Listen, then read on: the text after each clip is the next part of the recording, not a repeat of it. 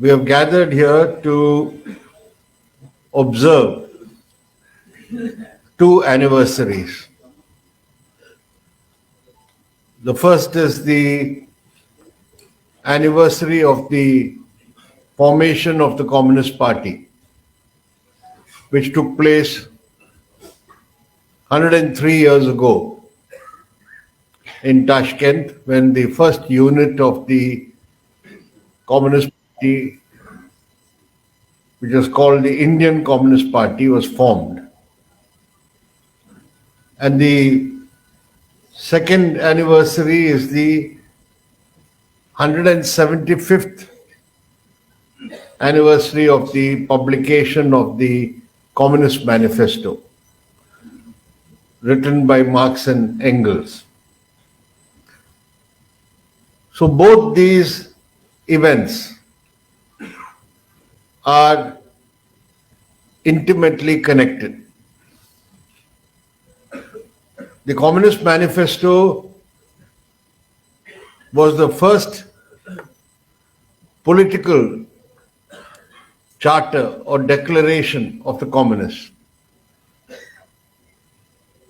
Everything about the communist movement subsequently flows from this short book which Marx and Engels wrote at a very young age. Both were less than 30 when they wrote this book. It was written for the Communist League, a small organization of German workers. And subsequently, the Communist League got further expanded to include other workers, and then went on to develop into the International Working Men's Association, the First International, and so on. So without the Communist Manifesto, we cannot think of the formation of various communist detachments in the world. And that is why in 1920, in Tashkent, which was then part of the new revolutionary Russia, which was formed, USSR was formed a little later, under the leadership of M.N. Roy, who himself had just attended the Second International of the Communist International, Second Congress of the Communist International as a delegate. He took the initiative to gather some of the Indian origin people who had reached Tashkent, who had left India, the Muhajirs who wanted to take training and support from the new revolutionary Russia to come back and fight for the liberation of their country. So the Communist Manifesto, I'll come to that a little more in detail later, laid the basis for the international working class movement. And the Indian unit of the small party which was founded saw itself as part of this international working class contingent, one detachment of that. And it was motivated primarily by people who wanted to fight British imperialism in India. And it is the Communist Manifesto which laid the groundwork for this understanding that capitalism is an international system. And the working class will also have to build an international movement to fight this worldwide capitalism. In the Communist Manifesto, as we all know, the outlines of what we call historical materialism, the materialist conception of history, was spelt out very lucidly and clearly. And it had the famous sentence that hitherto the history of all societies have been the history of class struggles. And it goes on to explain how the bourgeoisie and capitalism exploits the working class, appropriates surplus value, and it also foresaw how capitalism will become a worldwide phenomenon. In fact, even the bourgeois circles acknowledge that Karl Marx was the prophet of globalization. He foresaw globalization in the 19th century. And the Communist Manifesto captures that in two sentences. The need of a constantly expanding market for its products chases the bourgeoisie over the whole surface of the globe. It must nestle everywhere, settle everywhere, establish connections everywhere. So the bourgeoisie has to chase for markets and to invest its money, capital, in all corners of the globe. This Marx foresaw. But the manifesto does not give a full-fledged analysis of capitalism as a system. That was done by Marx subsequently when he wrote Capital in 1867. This was in 1848. And in Capital we get the full, what we can now call the political economy of capitalism. But that was also again up to the last quarter of the 19th century. And it was Lenin, drawing on the work of Marx and Capital, that he took the theory of Marx's theory of capitalism to a new level when he said that now monopoly capitalism has developed, and monopoly capitalism is the stage of imperialism, the highest stage. And that is the Marxist theory was taken to a higher level after Marx, taking what is there, the seeds in the Communist Manifesto, to the understanding that now capitalism is a worldwide system represented by imperialism. And imperialism has colonized different countries and different parts of the globe, brought them all into the nexus of capitalist relations. And if you want to fight imperialism, as Lenin said, you fight imperialism not only in the advanced capitalist countries, you have to fight imperialism in the colonies and semi-colonies, where the vast mass of the people, particularly the peasantry, are also exploited by this imperialism and worldwide capitalism. And therefore, the link between the struggles of the working class in the advanced capitalist countries and the peasant masses of the colonial countries who have to fight against imperialism and for national liberation. Why I'm saying this today is because we are meeting here at a time when the forces of imperialism are going to launch another destructive war. Israel, backed by the United States and its Western allies, are poised to now have a ground invasion of Gaza. Gaza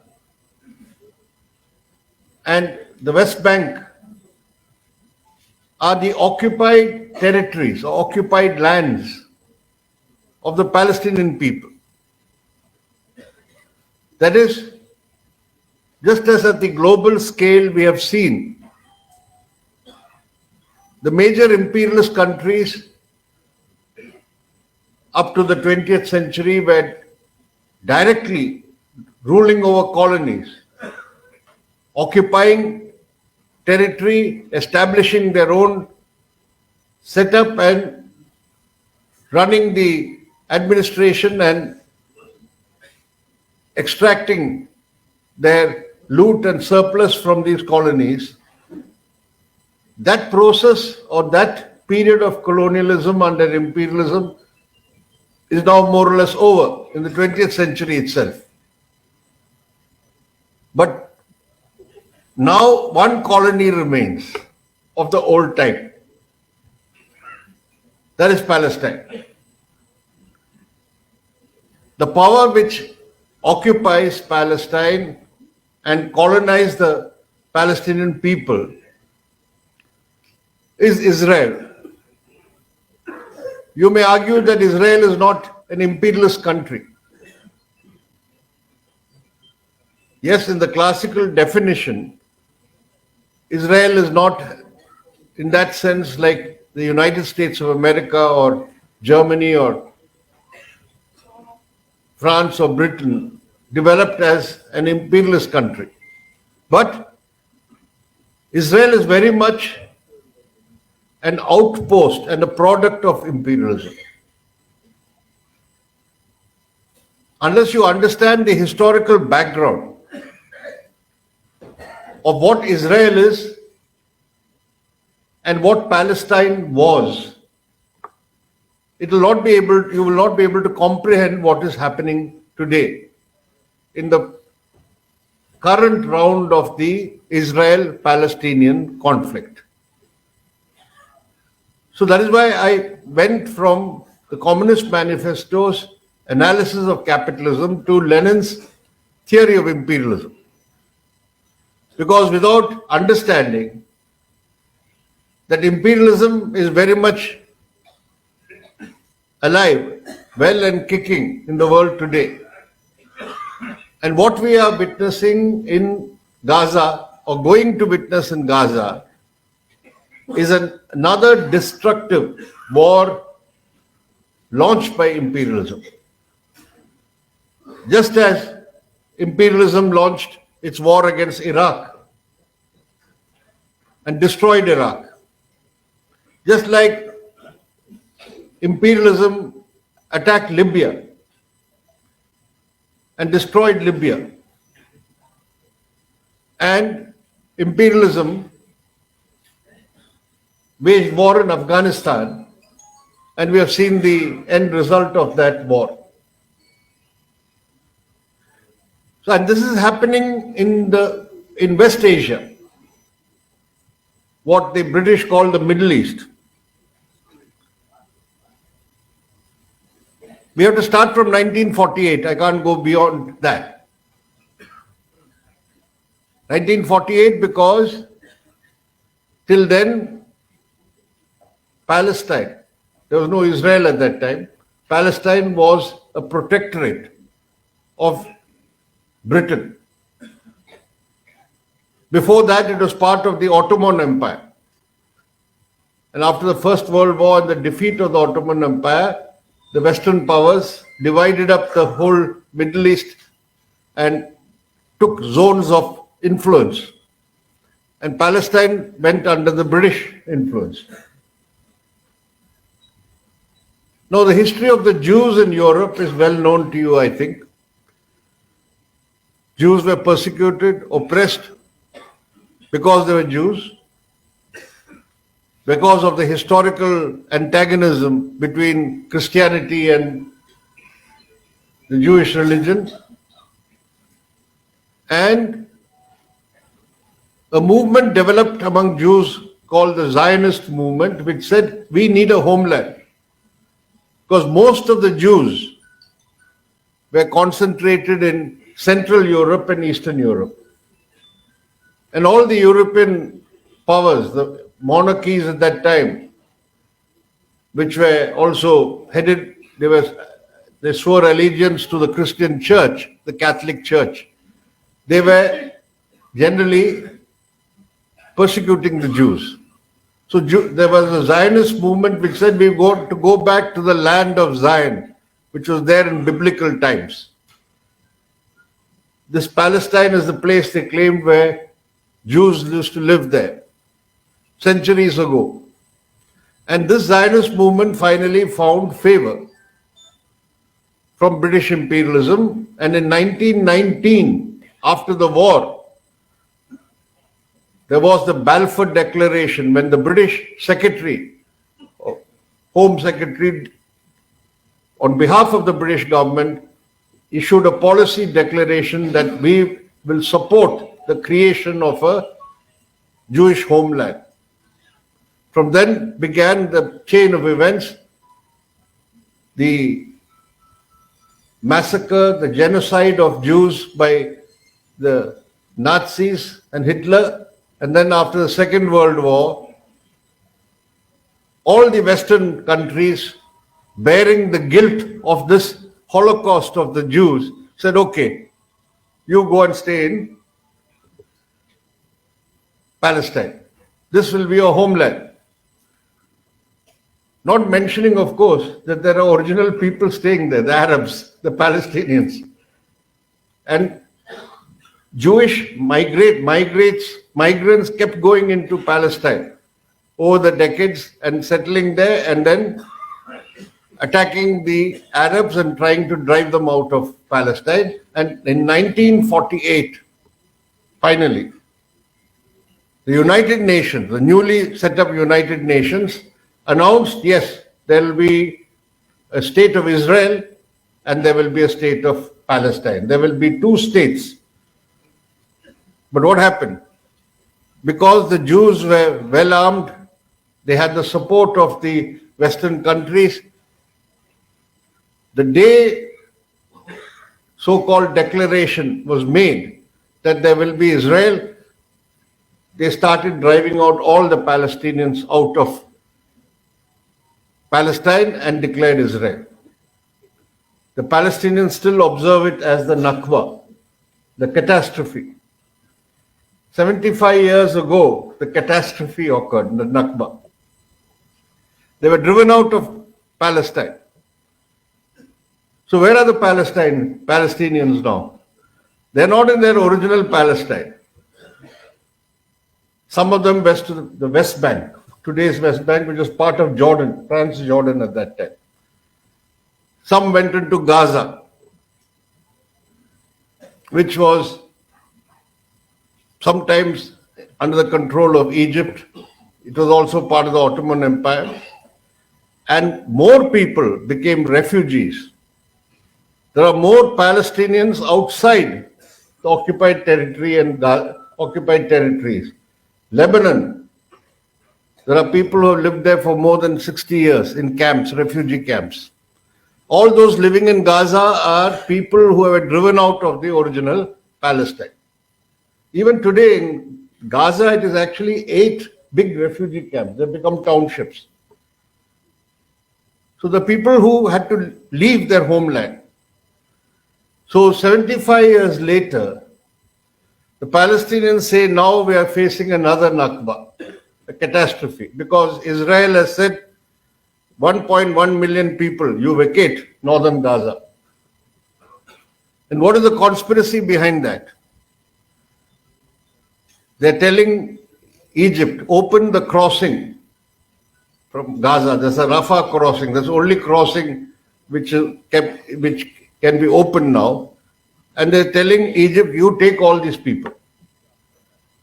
Just like they went to Lebanon or to Jordan. Once they go there, then they won't be allowed to come back. So that Gaza will also be vacated and they will take it over. So that is the issue today. That Israelis have a twofold aim.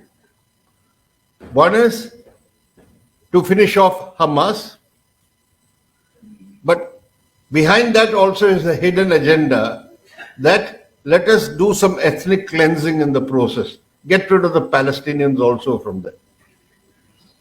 Because it's very difficult to only remove the Hamas, because Hamas is very well entrenched inside Gaza. They're the only organization which won an election in 2007, I think. Since then, there have been no elections. So, today, what happened on the 7th of October, when Hamas militants, fighters, crossed from Gaza, broke through the barriers, and attacked Israeli military bases and Jewish settlements which had been settled there, which has led to a large number of people dying. More than 1,500 so far. It may be more. This is what is being now put up and saying this horrific attack, massacre by Hamas terrorists. For that, we have to retaliate, take revenge on Gaza. But what is Gaza? Formally, the Israeli army had vacated Gaza in 2005, but instead of having actual occupation, they imposed a blockade. So Gaza is a very narrow strip, 141 square miles in total, in which now 2.3 million people live. They have one opening which the Israelis control, another opening to Egypt, Rafah, which Egypt collaborates with Israel. They will not open that unless Israelis give permission. So this 2.3 million people, their electricity, their water supply, their food supply, their movement in and out, everything is controlled by Israel. And they have been living like this in this open air prison for the last 16 years, from 2007 to 2023. And periodically, they have been revolting against this prison life. They have been firing rockets into Israel. They have been sending squads trying to attack. And every time, Israel retaliates by bombing, aerial bombing, naval bombing, killing hundreds of ordinary Palestinians. Israel has said, you are in a prison. And if you do not behave, and you will not get food, you will not get electricity, you won't get medical supplies, everything, bare minimum will give you, rest we won't give you. But if you protest, then attack. After 16 years, in desperation, the youth of Gaza, organized by the Hamas, have launched this attack which Israel could never expect. They thought we have the most sophisticated army, we have the most sophisticated surveillance.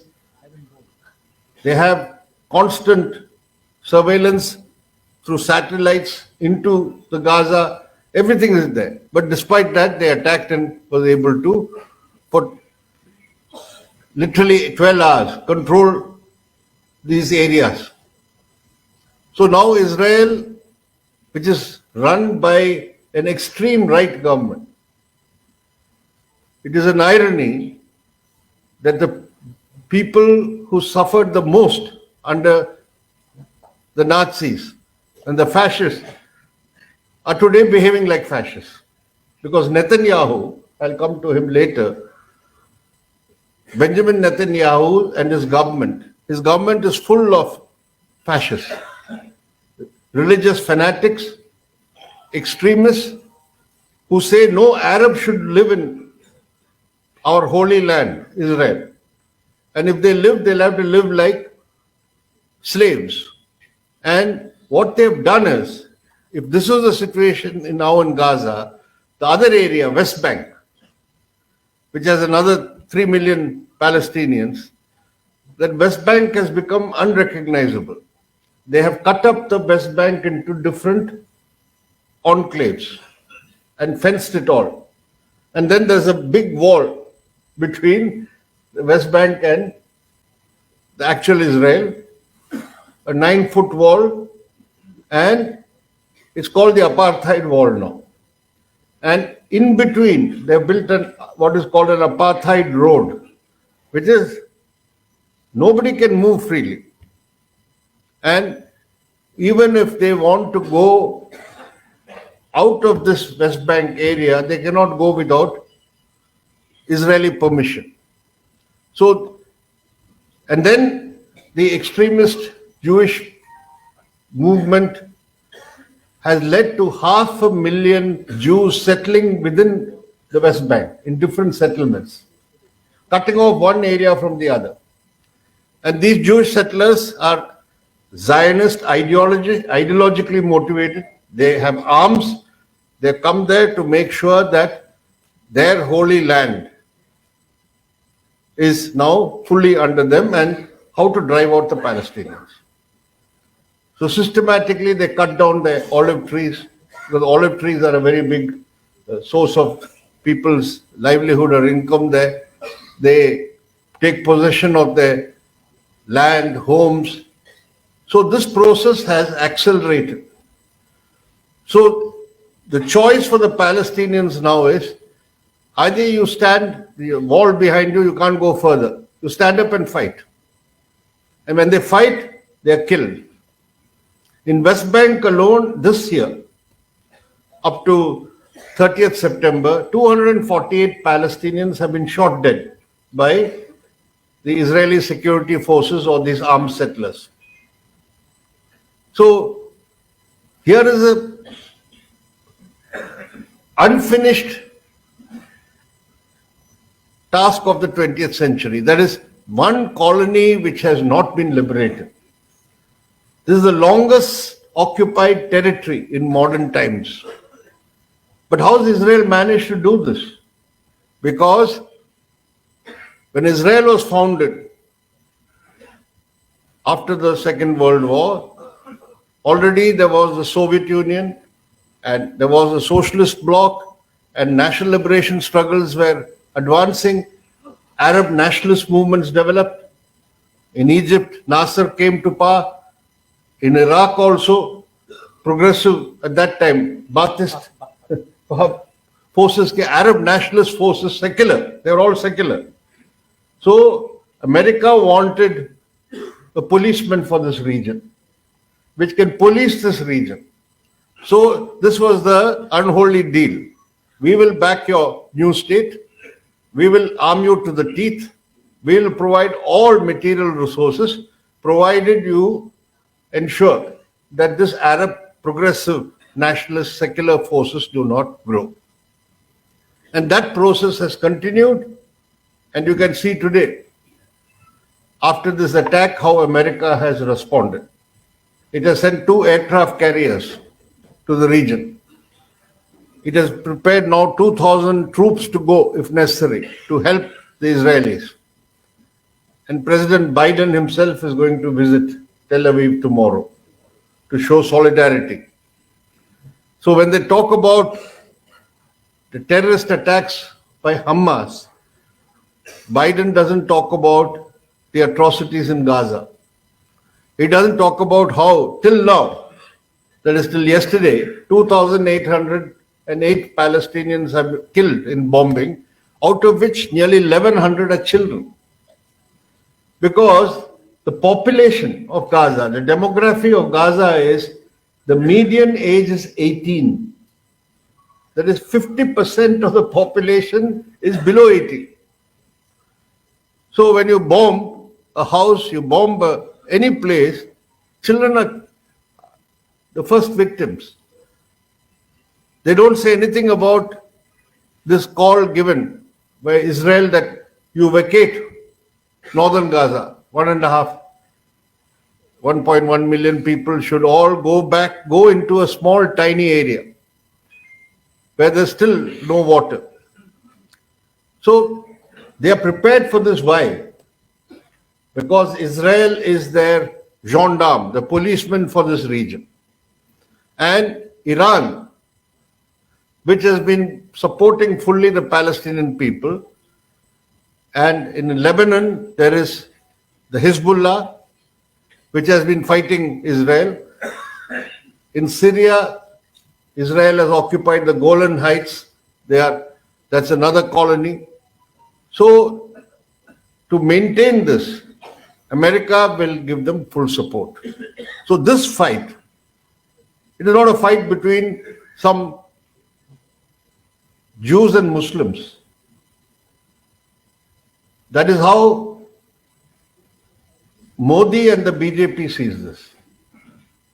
Why is Narendra Modi, for the first time, an Indian Prime Minister, has one-sidedly declared support only for Israel? He said, we condemn the terrorist attack and declare our solidarity with Israel.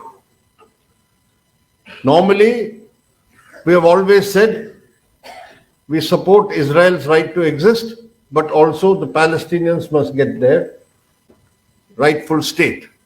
This is the stand India has been taking. But that has changed. Because in our country, we have a government and we have a leader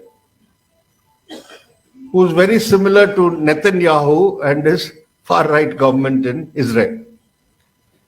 They are motivated by not just anti-Palestinian, anti-Arab, anti-Muslim phobia. Because Jewish extremism does not tolerate the fact that Islam has a position there in Palestine. Because you might have heard of the Al-Aqsa Mosque. That mosque is in Jerusalem.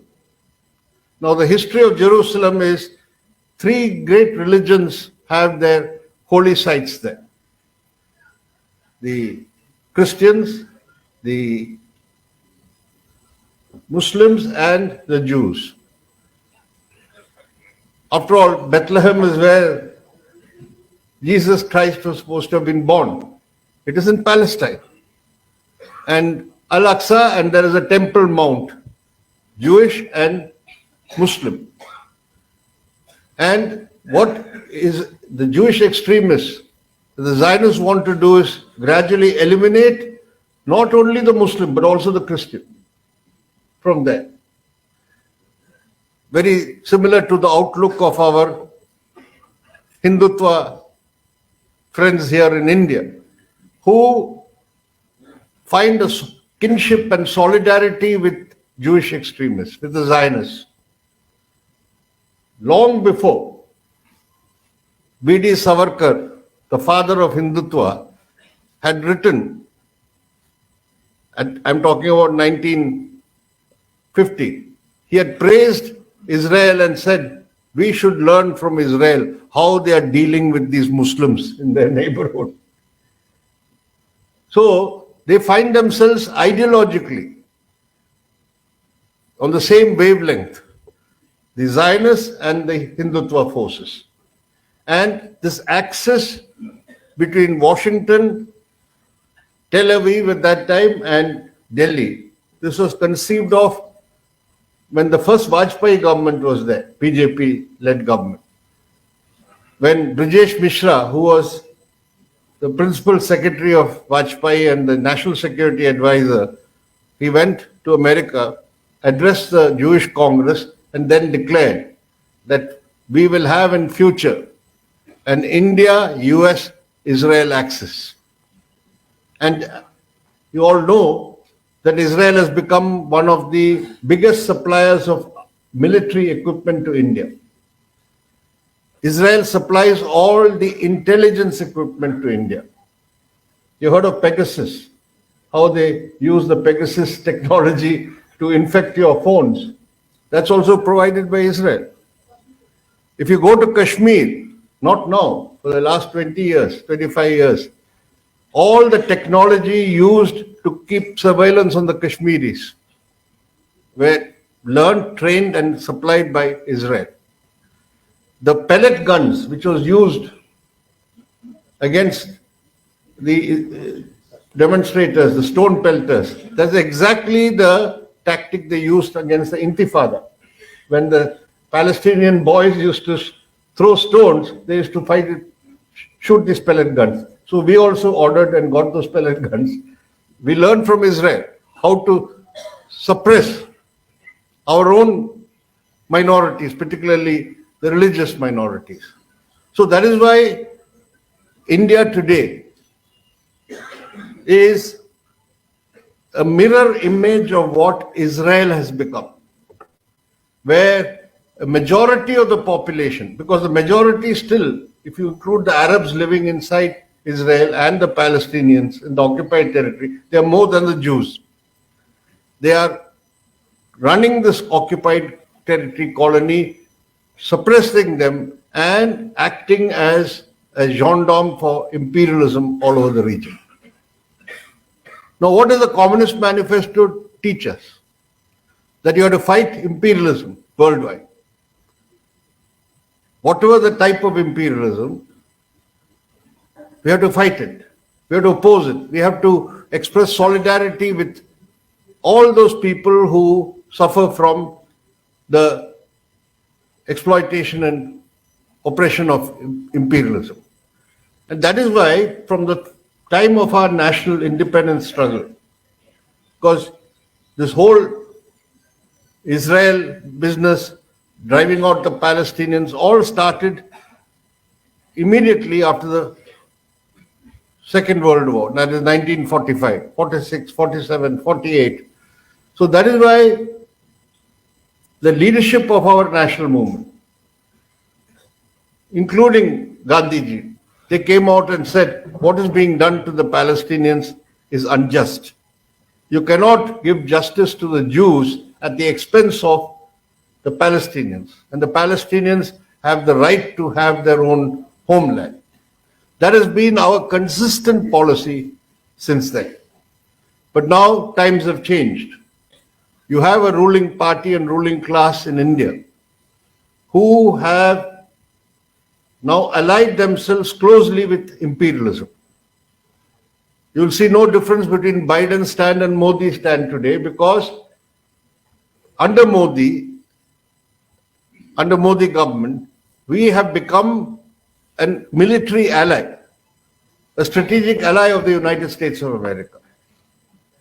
We, under the guidance of America, just 2 years ago, we joined a forum. Israel, India, United Arab Emirates and US. IU, they called it. That is, they want India also to help them in the West Asia and along with Israel. So our foreign policy today is aligned with the United States of America. Israel is seen as a valuable military and security partner of India. And then if that is the case, how can we bother about the Palestinians? And anyway, they are Muslims who are expendable as far as the BJP and the RSS are concerned. So that is why, for us communists, who are first and foremost anti-imperialists, because we will fight imperialism anywhere, everywhere. Because we know it is that same imperialism which oppresses us. through its alliance with our ruling classes. So first and foremost is our task of, irrespective of what the Modi government does, to express our solidarity with the people of Palestine. And what the corporate media puts out in India and globally does not reflect the true situation. It is not true. Even in the United States of America, even in many of the European countries, there are people who say that your stand of only supporting Israel is wrong.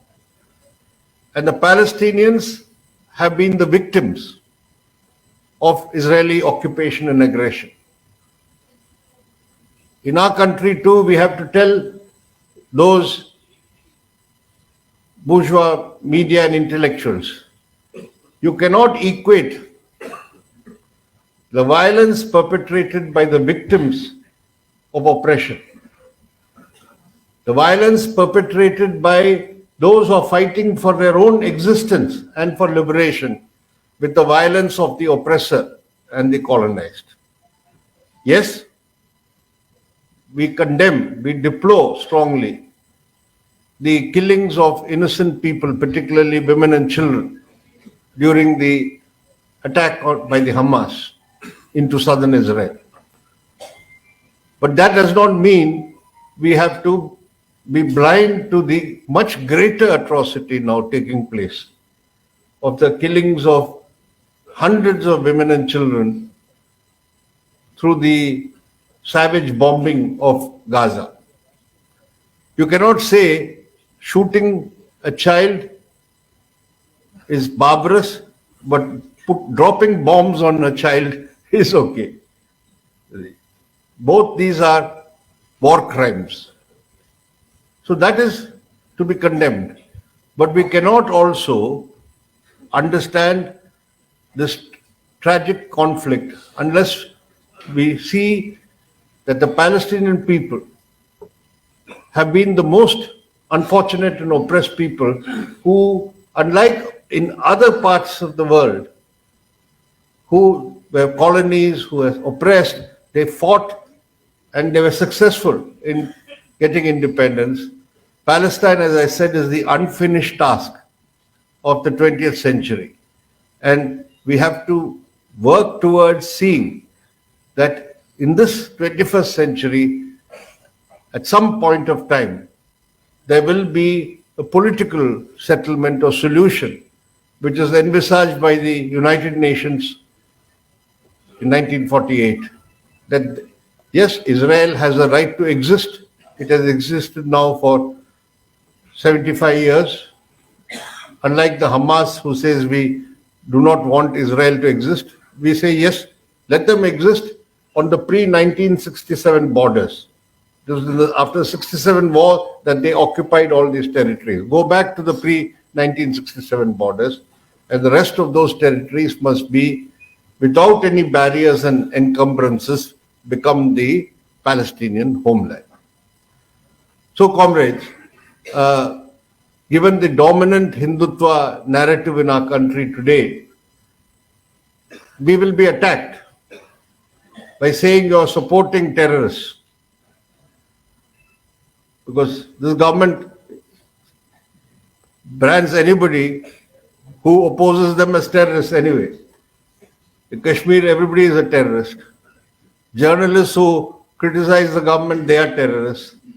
Opposition parties or leaders who oppose them are terrorists. So they will brand us as supporters of terrorism.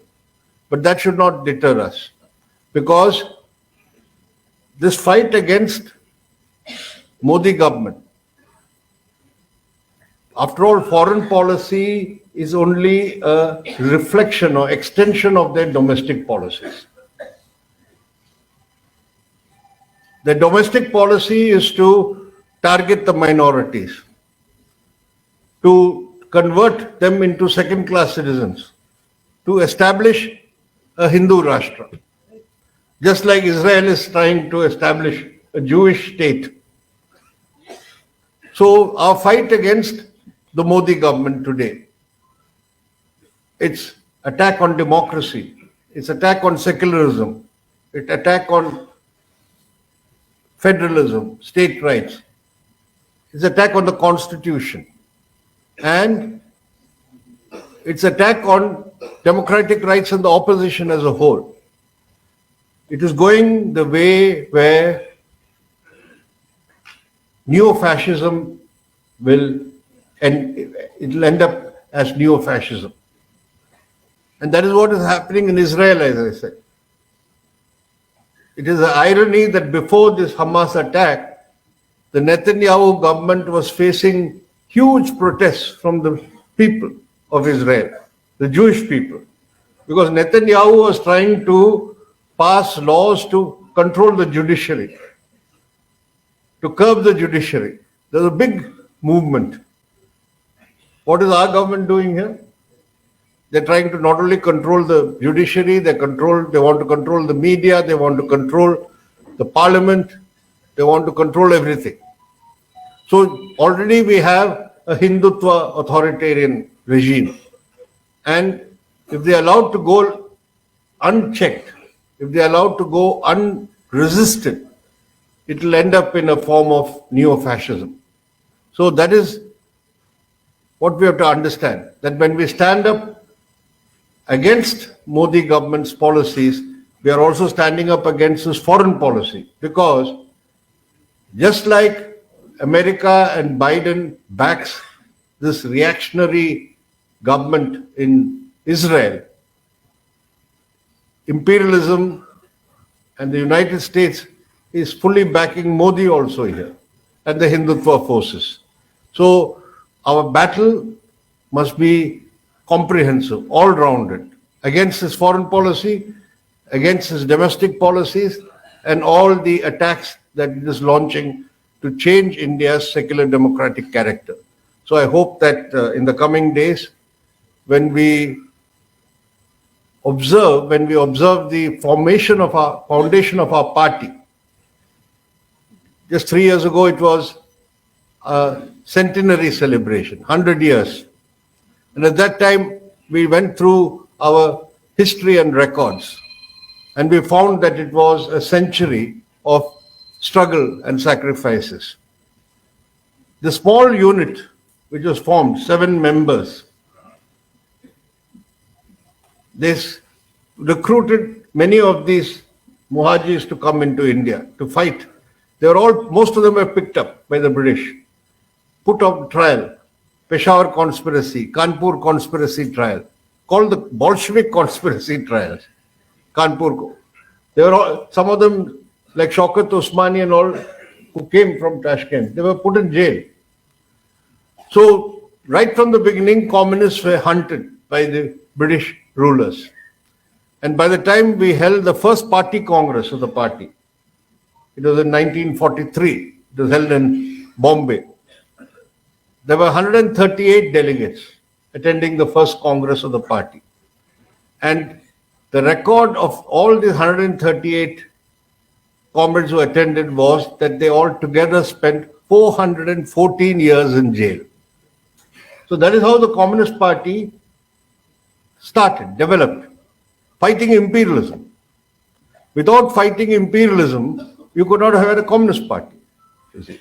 So that is the legacy and heritage, and I'm sure that we will utilize such occasions to educate our party ranks and supporters about the glorious legacy of the communist movement in India, which will give us the necessary reserves and replenishments to continue our arduous struggle in the coming days. Thank you.